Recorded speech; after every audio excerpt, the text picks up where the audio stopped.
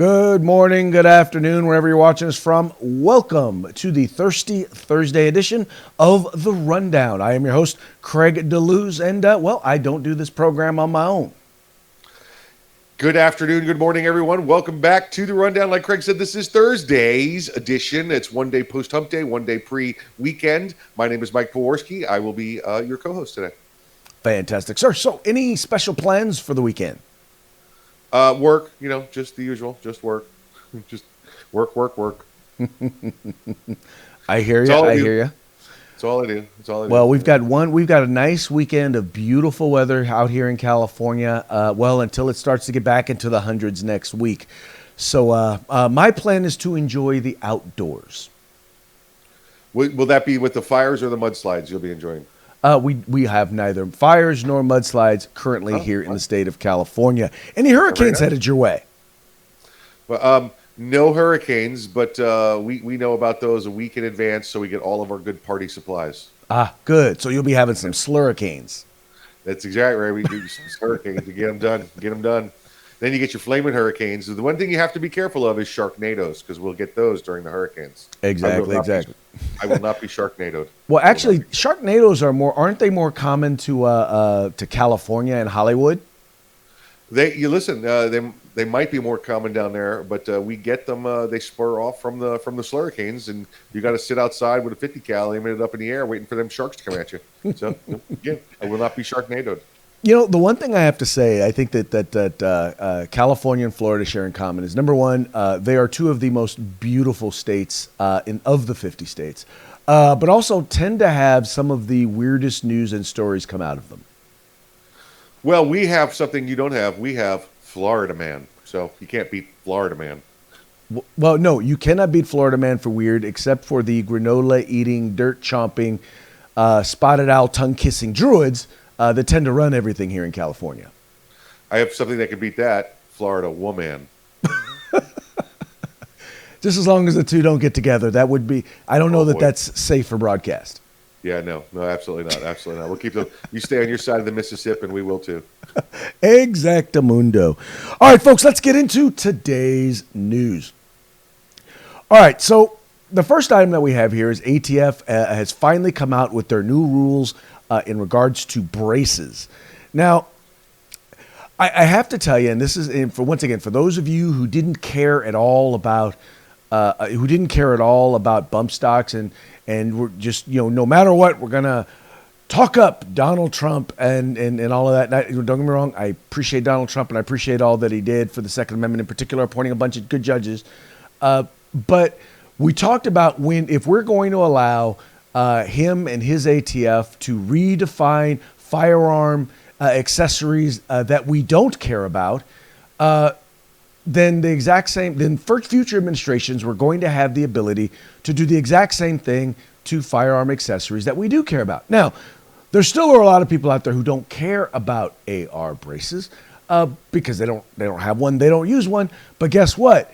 The Biden administration has and the ATF have taken the lead, presented to them by Donald Trump's ATF, and redefined braces, doing what I like to call promoting Bracism. Instead of clarifying what exists in the law, the government here is trying to completely rewrite it, going so far as to amend the definition of rifle by essentially patching, and also guns with a brace sometimes, to the end of the definition. What's interesting here is that the agency admits that there are totally legitimate legal uses for pistol braces. They recognize that these accessories were originally designed and intended to help disabled or frail shooters fire handguns one-handed. Remember also that their definition of a pistol is a gun designed and intended to be fired with one hand. So with lunacy stacked upon lunacy, we wind up with these lunatic situations. It's obvious here that if we're going to have large handguns, a way of stabilizing them is totally legit. And the ATF is a very thin rope to walk if they're trying to showcase any degree of legitimacy here. So, Mike, to be clear, just to kind of clarify this, so just like Donald Trump's ATF redefined machine guns to include bump stocks, now we have the Biden's ATF redefining rifles to include braces.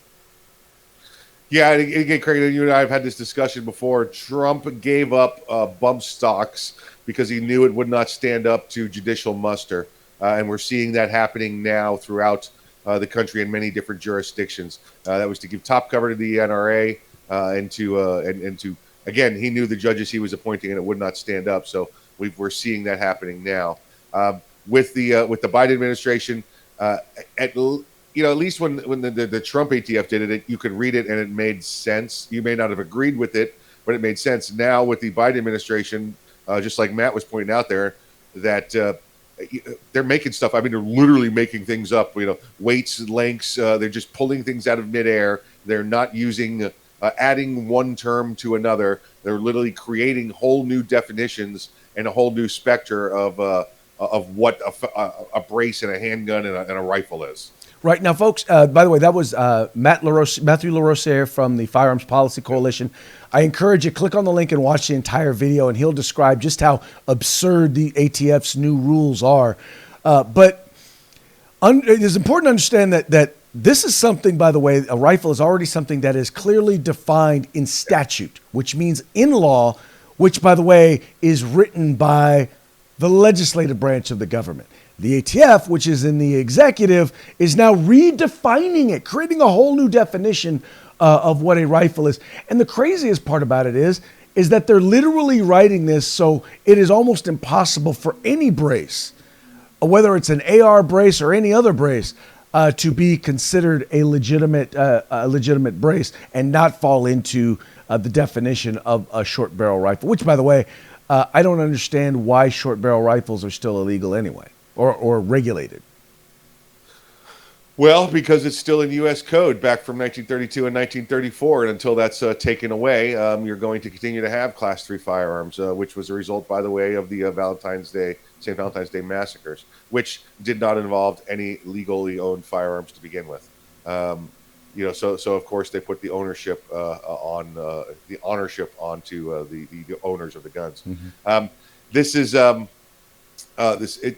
garbage. This is crap. This is what the ATF does. You and I have had this conversation many times with the folks out here in Viewerland, that the ATF just makes stuff up as they go along, create new policies, new interpretations, and then want to enforce it as the law. You can't write the law and make it up on your and do what you want on your own. You cannot reinterpret the law. You don't get to interpret the law. That's the judge's decisions. Right. You get to enforce what somebody else writes, and then somebody else gets to interpret it. ATF, you can't be all three. Well, exactly. But no, actually, you can. But in those places, it's called a dictatorship. Yeah. There you go. Right. Yeah. And yeah, some of us are living under one of those as we speak. Yeah, absolutely. Oh, and by the way, look, I see Matt kept that COVID beer looking good there, Matt. It is looking fantastic. He's not too far away from you, man. You guys should hook up sometime. We should, and we do at times. So I'm just trying to be nice about his beard. Very good to hear. Very good to hear. Okay, moving on to the next story. Dr. John Lott, a very good. Well, if you're watching this program, you probably have a pretty good idea of who Dr. John Lott is. He's an individual who spends a lot of time debunking a lot of the myths that are put out there by the anti-gun community, quote. I might have to use both hands. I've used air quotes, researchers, because they don't actually research. They create propaganda and pull numbers out of their arse in order to justify, trying to ban guns. Well, he took a look at some FBI numbers and actually did some rejiggering and realized that 15% of mass shootings are actually prevented by individuals with concealed handguns. Yeah, and he found that all of there was a number of lies being told. I'm trying to pull up the quote here. That we saw from him that have been come out perpetuated by, like you said, by the left, by the likes of the Mother Jones and the Everytown and those kind of folks. So hold on a second here. Let me give you the quote that I saw from him. Of course, I had it ready and now it's not ready. Well, one of the things that he does point out in this thing is he points out how 25 cases out of 162 cases they left out because they basically a person with a handgun ended the mass shooting And so for some reason, they decide to exclude it. Did you find the quote?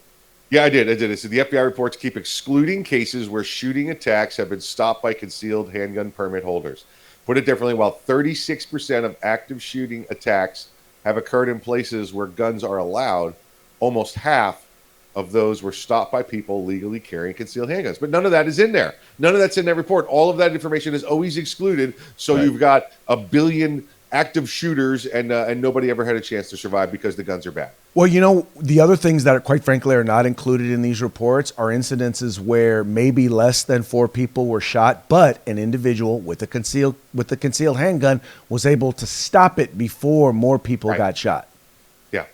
Yeah, there's an untold number of defensive handgun uses out there that where the trigger's never even pulled because the bad guy rolls up and then the good guy pulls the handgun out and the bad guy decides, oh, I'm out, I'm leaving. Those don't get reported in there either because, listen, they don't meet the category of a shooting because 4 people didn't get shot, of a mass shooting, so they're gone. Those numbers are never put in there. You know, okay, maybe there were 18 shootings, fine. 142 shootings were prevented because a legal weapon bearer was there to stop the fight. You know, one of the things, and I'll bet you dollars to donuts that John Lott's already done this, but I got to see if there's any statistics, anything out there on incidences where where it could have been a mass shooting had it not been for a concealed carry permit holder. I'd be very interested to see the numbers of those cases. But we do know that those cases are not included in this particular number right here. So hats off to John Lott. Follow the link there, and you can actually read the paper that he wrote on this particular subject. Yeah, and anything else in the gun realm. Dr. Lott, originally an economist, the numbers roll through his head like looking at the Matrix. I mean, this guy has got it going on when it comes to the big brain on Brad. Well, you know, I got to tell you, and once again, I've talked about this before. Right now, most of the studies, if not all of the studies that are done by anti-gun groups, are done by medical doctors who treat firearms or the Second Amendment like it's a disease that needs to be eradicated. These are not people who study human behavior. People who study human behavior are economists, sociologists, behavioral scientists. These are people who actually study and provide statistical data and analysis to human behavior. And what you'll find interesting is most economists, most behavioral scientists are actually either neutral or more pro Second Amendment. Yes, absolutely right. You just nailed it right ahead. I wish I could add to it, but you pretty much got it. Okay, moving right along. Okay, so, this is something that I think we all know. Now, a study actually came out, or some research actually came out recently by ProPublica that actually included data from the tax returns of some of America's wealthiest individuals. And what we've come to find is many of them are paying, very, very little in taxes. Now, I've always said this. The reason why they pay very little in taxes is because they can afford to pay the world's brightest and greatest minds, legal minds, to help them to hide their money. I don't know that makes them bad, evil people. Now, some of them, like Warren Buffett, the fact that they want to increase taxes on everybody else, yeah, that's a problem. But for most people, I'm like, hey, you know what? As Donald Trump said, you know what? If you're paying more than you legally have to in taxes, you're stupid.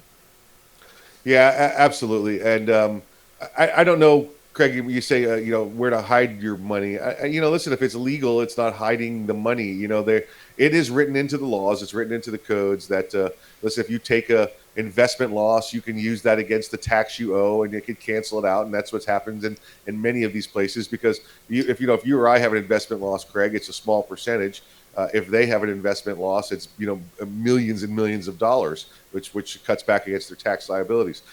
It all comes down to, Craig, that these things are written into code by Congress every year, couple of years with the tax code. And listen, they got all them rich friends, and they're all rich people up there. They write these things on purpose. It's no mystery how the rich don't have to pay taxes. The ultra rich don't have to pay taxes because it's written into the code for them.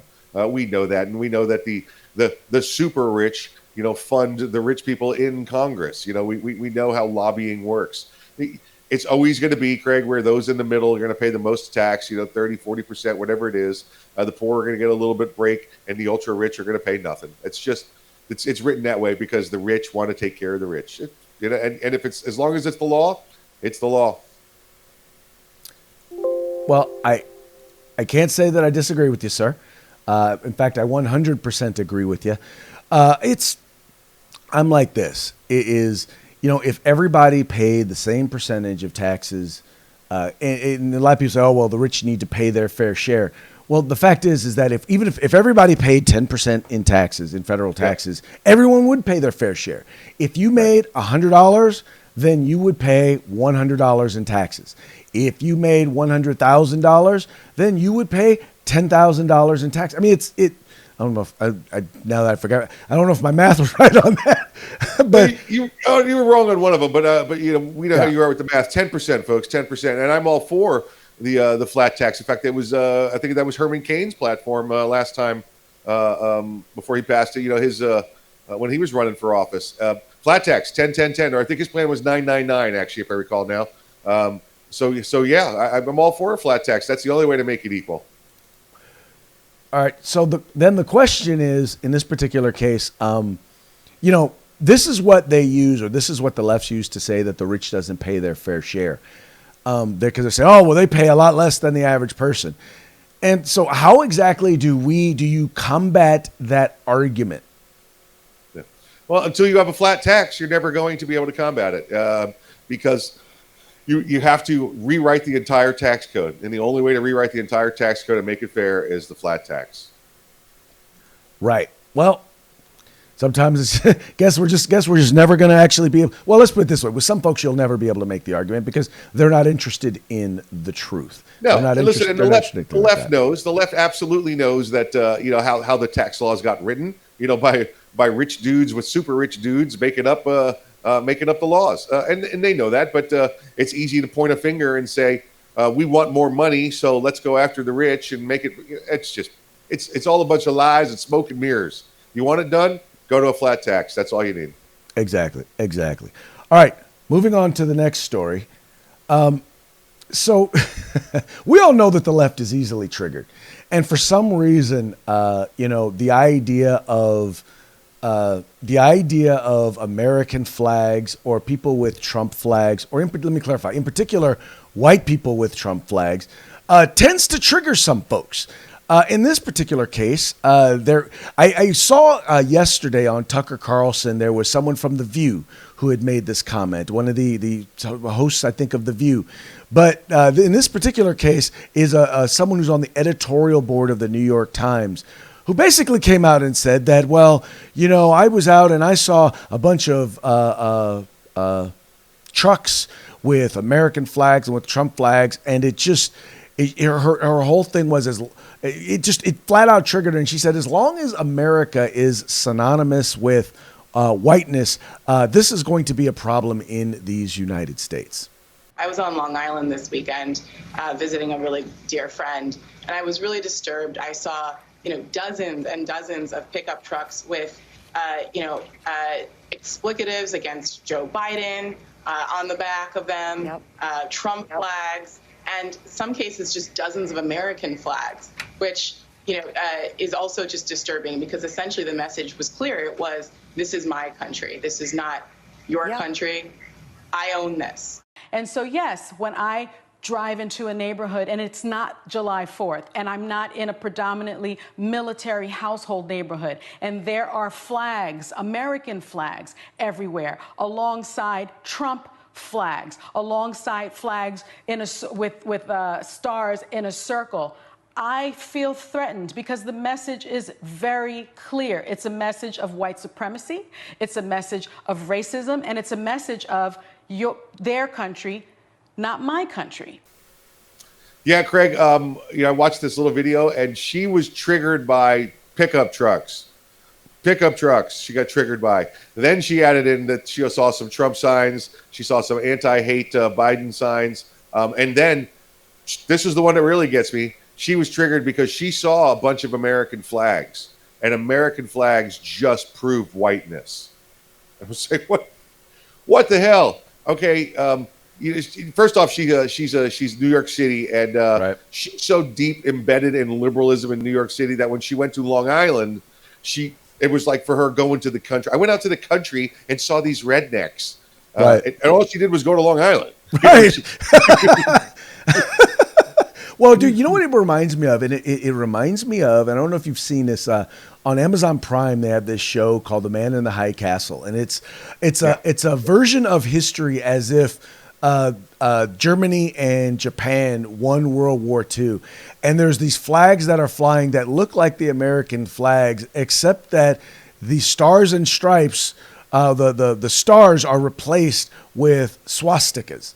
Right. And it reminds me of, I'm like, maybe it's like the rest of us see stars, and that's what she sees. She sees the swastika. Yeah, she's a winner. She's a keeper. She's the kind of one where we talked about the nut job out west that had the same issues last week. Remember how she was she was being triggered by everything, and we need to end white people and all of that. Right. This one is obviously the same thing there. I no love lost if this one fell in a puddle and never got up. That is definitely a distinct possibility. Yep. Okay, we never miss an opportunity to talk about LeBron James because, well, I'll be honest with you. I was never a hater of LeBron James until he started getting into politics. Why? Because I think when you start delving into politics, you ought not delve into it out of ignorance. And, well, he seems to think that, having hundreds of millions of dollars qualifies him to have a political, to express a political perspective as though he were an expert. Well, guess what? I'm not the only one who hates LeBron James. He is, in fact, the most hated player in the NBA. And I'm willing to bet very little of it has to do with his acumen on the basketball court. No, absolutely not.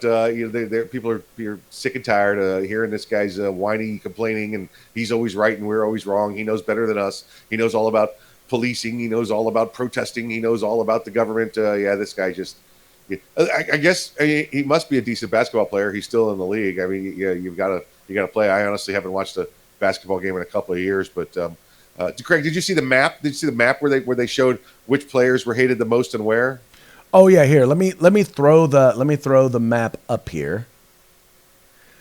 Yeah, so, it's a neat little map. It's you can see some of the regional things on there for when certain players or players that are not liked by certain teams or got traded away or whatever. So it's a cool little map. I did see it's pretty much LeBron all over the map and a couple other spots, some regional stuff. But if you go like into Chicago and zoom, there's still people there that hate Bill Laimbeer. So very true. Yep. All right, so folks, hey, let's get into today's parting shot. These are always kind of fun. I'll just throw it up there and let y'all let Mikey comment on it. Bigfoot. I'm just beautiful, right? It's a Bigfoot flipping you off while riding a Loch Ness monster. Still more believable than Joe Biden winning the 2020 election. You know this is going to come out at some point. You know that 2 generations from now, people are going to say, "So you had the videos of them pulling the ballots out from under the table and run them through the machines, and you thought that was okay, and you didn't think that." Oh, okay. I will still always hold on to this, and this is what makes me mad about Trump's legal team and this whole entire thing was that.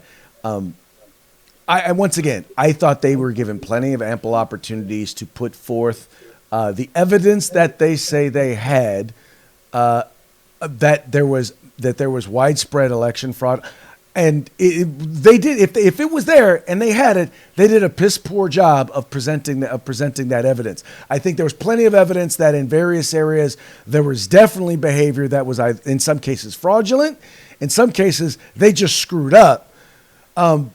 But what I find hard to believe is I'm literally looking at the outcome of this election. I'm thinking to myself, okay, so you had one dude who spent 90% of his time hidden in a basement, another person who during a pandemic was putting together crowds of tens of thousands of people, and the guy who was hiding out in his basement actually won. I mean, that it defies logic, but that's not enough to overturn an election. As far as the legal team, Craig, listen, you have to remember the places where the election was stolen, where the fraud took place, were in the massive blue cities in the massive blue states, or the massive blue controlled. And the other thing they also controlled were this local and state judiciary. So every time affidavits, videotape went forward, all those judges said, no, sorry, not enough, not enough. This was a coordinated effort. This wasn't an overnight, we're just going to stuff the ballot box. The opposition knew what was going to happen when those accusations occurred, and they were ready, standing by with the judiciary to knock down the complaints. Well, okay, so I'll disagree with you in one particular case, and that was the case that was rejected by the Supreme Court, which had 3 Trump nominees on it.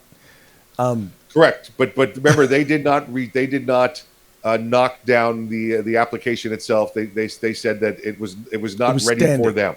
Well, Yes. yeah, they say exactly. Well, it said there was an issue of standing. Well, and that, by the way, it needed to go through the process. Like I said, I think in the long run, we're going to find out some truth about this.